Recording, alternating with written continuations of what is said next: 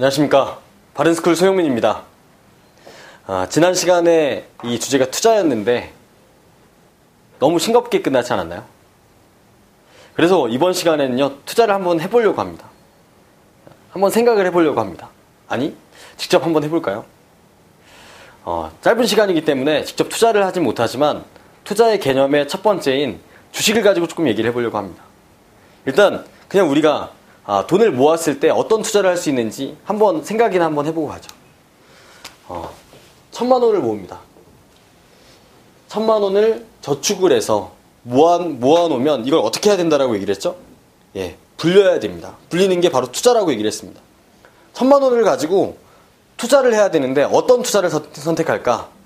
주식, 부동산 혹은 각종 사업들, 많은 방법들이 있을 겁니다. 그러면 1,000만 원 있는 사람들은 많을까요? 적을까요? 1,000만 원 정도를 모은 사람들은 많습니다. 2,000만 원을 모은 사람들이 이미 1,000만 원이 있는 거고요. 5,000만 원 모은 사람들이 이미 1,000만 원은 있는 거잖아요. 그래서 1,000만 원을 갖고 있는 사람들은 많다라고 볼 수 있습니다. 1억을 갖고 있는 사람에 비해서 혹은 10억을 가지고 있는 사람들에 비해서 훨씬 많을 겁니다. 1,000만 원을 가지고 할 수 있는 사업 뭐가 있나요? 이 노점상 같은 거 있지 않을까요? 노점상에서 액세서리를 판매한다든지 혹은 이 붕어빵 장사, 군고구마 장사, 포장마차 이런 걸 조금 떠올리게 되는 것 같습니다. 해보셨나요? 생각처럼 쉽진 않습니다. 왜 그러냐면 이런 사업들, 이런 투자들은 내가 잘 된다고 하더라도 금방 사업성을 잃게 돼 있습니다. 왜 그러냐면 이 사거리에서 지금 제가 강의를 촬영하고 있는 곳이 역삼역인데 역삼역 사거리에서 포장마차를 하니까 장사가 너무 잘 되는 겁니다. 1,000만 원을 투자해서 포장마차를 했더니 한 달 동안에 벌어들인 돈이 어마어마하게 컸습니다. 그 모습을 보던 많은 사람들이 옆에다가 또 포장마차를 차리기 시작합니다. 왜? 1,000만 원을 가지고 있는 사람은 상대적으로 많기 때문이죠. 오랫동안 나한테 좋은 수익을 갖다 줄 수 있는, 돈을 오랫동안 꾸준하게 굴릴 수 있는 좋은 투자처가 되기가 쉽지 않다는 거죠. 그래서 실질적으로 1,000만 원을 가지고 투자해서 성공할 확률은 1000분의 1도 채 되지 않는다라고 얘기를 합니다. 그럼 1억을 가지고 투자를 한다라고 하면 어느 정도의 수익을 낼 수 있을까요? 성공할 수 있는 사람들은 몇 명이 될까요? 상대적으로 1,000만 원을 가지고 있는 사람보다는 경쟁을 조금 덜 해도 되겠죠. 그래봐야 100분의 1이라고 얘기합니다. 10억을 가지고 있는 사람은요, 1억을 가지고 있는 사람들에 비해서 현저하게 수가 적어질 겁니다. 그래서 10명 중에 1명은 성공합니다. 그럼 진짜 100억을 가지고 있다라고 하면요, 100억을 가지고 있다라고 하면 맞습니다. 바보도 성공합니다. 그냥 성공 확률은 1이 됩니다. 100억을 가진 사람이 거의 존재하지 않으니까요. 뭘 한다라고 해서 잘 된다라고 해서 옆에서 딱 똑같이 따라할 수 없거든요. 왜? 투자 자금이 100억이 들어가기 때문에. 맞습니다. 자본주의에서는 내가 가진 자본 금액만큼 성공 확률도 따라오고 있다는 모습입니다. 1,000만 원 가진 사람들이 아무리 발버둥 쳐봤자 성공 확률은 1,000명 중에 1명밖에 안 된다는 거죠. 근데 이렇게 한번 생각해 보겠습니다. 1,000만 원을 가진 사람이 어떤 사업을 시작해 성공할 확률이 1,000명 중에 1명밖에 안 되는데 이 1,000명이 모여보는 겁니다. 1,000만 원을 가진 사람이 1,000명이 모이면 얼마가 되죠? 네, 맞습니다. 그게 100억이 됩니다. 1,000만 원을 가진 사람이 혼자 있으면 성공 확률은 1000분의 1이지만 1,000만 원을 가진 사람이 1,000명이 되는 순간 100억이 되고 그 성공 확률은 100%가 될 수 있다는 겁니다. 이게 주식입니다. 나 혼자만의 자본금으로 안 되는, 때문에 투자 자금을 받아야 되는데 투자금을 원활하게 받을 수 있는 형태가 주식입니다. 예를 들어서 삼성전자가 있습니다. 삼성전자가 갤럭시 S7을 이미 출시를 했고요. 갤럭시 S8이라고 하겠습니다. 갤럭시 S8을 출시를 하려고 하면 일단 연구 비용이 들어가지 않겠습니까? 연구 비용이 들어가는데 삼성에서 투자할 수 있는 자금은 총 투자 자금이 40억이 필요한데 그 중에 10억밖에 투자 자금이 없습니다. 그럼 나머지 30억은 어떻게 해야 돼요? 투자를 받아야 되는 겁니다. 우리 갤럭시 S8 그러니까 S8이 잘 어떻게 나올지 사람들한테 어떤 걸로 연구해서 어떻게 상품을 출시할지를 계속 사람들한테 홍보를 해서 투자를 받아야 됩니다. 그러면 투자를 받는 과정이 주식을 발행하는 겁니다. 주식을 발행해서 투자를 받습니다. 받았는데 갤럭시 S8이 나왔는데 수익이 400억이 발생을 했습니다.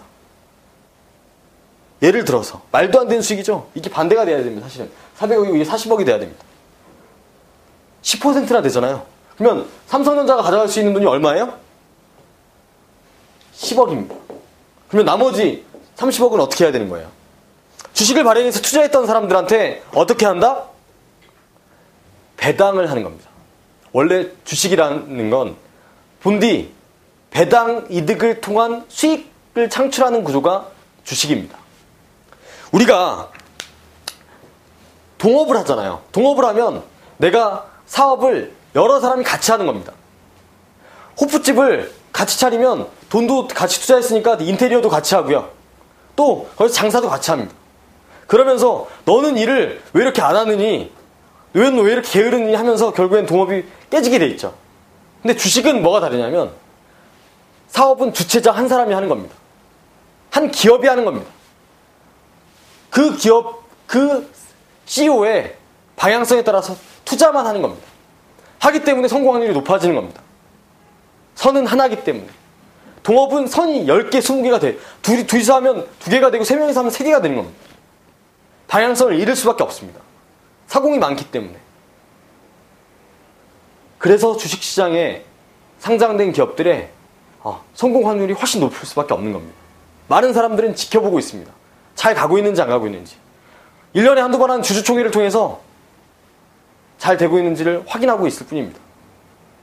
또 이렇게 하고 있는 방향성에 대해서 흔들리지 않고 가는 것만 확인하고 있는 겁니다. 이게 주식입니다. 일강 안정성 교육을 할 때 장기적인 차원에서 금리가 떨어지고 있다는 얘기를 했습니다. 그래서 그 금리는 명목금리고 결국에는 물가 상승도 쫓아가지 못해서 실질금리는 마이너스 1, 2% 이상의 적자를 보고 간다라고 얘기를 했습니다. 그래서 우리는 주식 투자를 해야 됩니다. 아니, 주식을 알아야 됩니다. 주식을 모르면 이제는 인생을 제대로 살아갈 수가 없습니다. 과거의 주식은 망한 사람들, 잘 안 된 사람들, 이런 사람들 때문에 귀로 듣기만 하고 다 애초에 시작도 하지 않고 포기했던 게 주식이었습니다. 주식은 그냥 도박이야 라고 했었습니다. 근데 지금은 그냥 은행 금리에 의존하는 저축에 올인하는 게 도박입니다. 그게 가장 큰 리스크이기 때문에 도박이라고 하는 거죠. 그렇게 했다간 나는 그냥 바보가, 나는 그냥 가난한 사람이, 난 불행한 사람이 될 수밖에 없는 겁니다. 주식을 해서 인생을 바꿔보겠다는 게 아니라 최소한 평범한 인생을 살아가려고 하거든 주식은 기본적으로 알고 있어야 됩니다. 왜? 직접 주식을 투자하지 않더라도 금리에 연동하는 금리 연동형 상품들이 이미 물가도 쫓아가지 못하는 마이너스 상태가 돼버렸기 때문이죠. 그래서 주식을 투자하면 어느 정도의 수익을 볼 수 있는지를 잠깐 얘기를 해보려고 합니다. 우리나라 주식시장은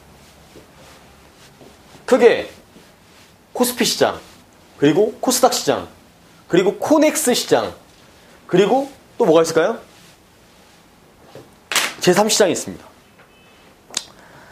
장외주식이라고도 하죠. 코스피, 코스닥, 코넥스 이런 거 많이 들어보셨죠? 우리가 코스피 지수를 유가증권 시장이라고도 얘기합니다. 우리나라의 대표 지수가 코스피 지수입니다. 이걸 상장 지수라고도 하죠. 사실 코넥스는 나온 지 얼마 안 됐고요. 코스닥에 상장이 어려운 기업들이 모여있는 게 코넥스입니다. 그래서 아직까지는 신뢰성이 높지가 않습니다. 거래도 많지 않고요. 코스피는 상장 지수, 코스닥은 등록 지수입니다. 하기 때문에 코스피가 조금 더 과정이 복잡하고요. 또 그렇기 때문에 신뢰도가 높습니다. 그래서 우리나라의 대표 지수는 코스피 지수입니다. 현재 코스피 지수는 2000포인트를 왔다 갔다 하고 있습니다. 지금 현재 4월 1일이라고 말씀드렸죠. 오늘 현재 코스피 지수가 1980선 정도 되는 것 같습니다. 2000포인트인데 이 2000포인트, 우리나라 대표 지수인 코스피 지수가 2000포인트인데 이 2000포인트가 갖고 있는 의미가 뭐냐면 이 지수의 기준이 있습니다. 이 지수의 기준은 1980년도 1월 4일에 이 주식시장에 들어가 있는 모든 돈의 합, 그걸 시가총액이라고 합니다. 1980년 1월 4일에 시가총액의 합을 기준을 100으로 잡았습니다. 근데 지금 2000이 됐다는 얘기죠. 몇 배가 더 올라온 거예요? 예, 20배가 더 올라온 겁니다. 시가총액이 20배 상승한 겁니다. 이 얘기인즉 뭐냐면 결국에는 물가가 상승하면 시가총액도 어떻게 되겠어요? 올라갈 수 있다는 겁니다. 근데 우리가 물가하고 지수를 왜 얘기하고 있느냐? 1980년 1월 4일에 들어가는 총 시가총액이 기준이 100이었기 때문에 그 기준점을 가지고 얘기를 하면 조금 더 편하게 얘기를 할 수가 있습니다. 1980년도? 제가 1983년생인데 1980년도면 아이스크림 값이 얼마나 했을까요? 제가 어렸을 때 아이스크림 값이 불량식품은 50원이었고요. 괜찮은 아이스크림 100원, 200원 했던 것 같습니다. 빵빠리는 300원 정도 했던 것 같고요. 이때는 아마 한 50원 했을 것 같습니다. 맞나요? 불량식품이 아닌 상품들이 한 50원 했을 겁니다. 근데 지금 아이스크림 값 얼마나 될까요? 우리 메로나 쌍쌍바, 스크류바 이런 아이스크림들 있잖아요. 이런 아이스크림들이 현재 2016년 현재 1,000원씩은 하는 것 같습니다. 물론 2,000원짜리 아이스크림 먹지도 않습니다. 지금은 베스킨러빈스, 뚜레쥬르 3,000원짜리에서 5,000원짜리 이런 아이스크림들을 먹고 있지만 어쨌든 그때 당시와 비슷한 이 스낵바들, 이 아이스크림들, 그 아이스크림 값은 50원짜리가 1,000원 정도 된 것 같습니다. 몇 배 올라왔죠? 네, 20배가 상승했습니다. 이걸 우리 경제 공부를 하는 사람들이 어려운 얘기로 화폐 가치가 떨어졌다는 얘기를 합니다. 화폐 가치. 1,000원의 값어치가 아이스크림 20개였는데 1,000원의 값어치가 아이스크림 10개가 됐다. 우리가 안정성, 수익성 공부할 때 몇 번이고 했던 얘기입니다. 1,000원의 값어치가 아이스크림 20개에서 아이스크림 하나밖에 안 됐다. 이런 얘기를 하는 건데 이건 사실 지수와도 굉장히 큰 영향을 미치는 겁니다. 과거에 아이스크림을 1,000개 팔았던 기업이 주식시장에 상장돼 있었다고 하면 이 기업의 매출은 얼마였을까요? 네, 5만 원입니다. 5만 원이었는데 지금도 똑같이 아이스크림 더 팔지 못하고 기업이 크지 못하고 딱 똑같이 1,000개를 팔고 있다고 하면 지금은 얼마가 되는 거예요? 네, 100만 원이 되는 겁니다. 매출이 20배 올라온 거죠. 아이스크림 값이 20개 올라온 만큼. 그럼 시가총액도 어떻게 됐겠어요? 예, 맞습니다. 시가총액도 아이스크림 값이 올라가는 만큼 올라갔을 겁니다. 보시는 바와 같이 2,000포인트 1980년 1월 4일에 기준이 100이었으니까 이것도 지수도 20배 올라오는 동안 아이스크림 값도 대략 20배 정도 올라오게 된 겁니다.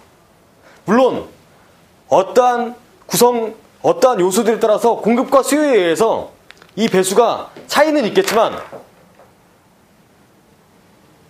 물가가 올라오는 만큼 지수가 올라오고 있음을 우리는 비슷하게 느끼고 있습니다. 사실은 그렇습니다. 지수라는 건 어떤 한 종목이 아니라 다양한 사업군들을 포함해서 많은 수천 개의 기업들이 합해져 있는 거기 때문에 우리나라의 총체적인 물가 상승하고 비슷하게 나타난다고 얘기할 수 있습니다. 그래서 적정 지수는 결국에는 물가 상승만큼 올라가게 돼 있는 거라고 얘기할 수 있는 것입니다. 우리가 얘기했던 것처럼 안정성은 최소한 물가 상승을 쫓아가줘야 된다. 물가 상승만큼 올라가줘야 된다라는 걸 얘기를 했던 것처럼 사실 이 주식 지수는 물가 상승의 기초에서 물가 상승만큼 올라가지고 있습니다. 물가가 계속해서 상승한다고 하면 지수도 올라갈 수밖에 없습니다. 하지만 장기적인 차원에서 물가는 상승하게 돼 있습니다. 왜? 모든 논리는 공급과 수요의 원칙에 의해서 진행되는데 물가 상승에 기초한 원자재가 대부분 알루미늄, 석유, 가스, 금, 은 이런 원자재들이 매장량은 한정되어 있고 우리는 계속 소비하고 있기 때문에 공급에 비해서 수요가 줄어드는 게 아니고 공급량 자체가 줄어들기 때문에 장기적인 차원에서 물가 상승은 계속 일어날 것이다. 그 얘기는 결국에는 장기적인 차원에서 지수는 어떻게 될 것이다? 올라갈 것이다라는 얘기입니다. 어떠한 한 종목의 주가가 올라간다라는 얘기를 하지 못합니다. 하지만 그 많은 종목군들을 포함하고 있는 이 코스피 지수는 장기적인 차원에서 물가가 상승하는 만큼 비슷하게 올라가는 것이 적정 주가, 적정 지수의 흐름이라고 할 수 있다는 겁니다. 그래서 제가 오늘 여러분들한테 얘기한 건 주식은 어떤 종목에 투자해라 이런 게 아니라 물가 상승도 못 쫓아가는 금리에 올인해서는 안 된다. 하지만 물가 상승에 기초한 지수에 투자하는 건 아주 당연한 거라는 겁니다. 모르고 하면 투기요, 알고 하면 투자입니다. 여러분들이 주식에 대해서 기본적인 내용들을 꼭 알아야지만이 무조건적인 손해보는 투자자가 안 될 수 있습니다. 이상입니다.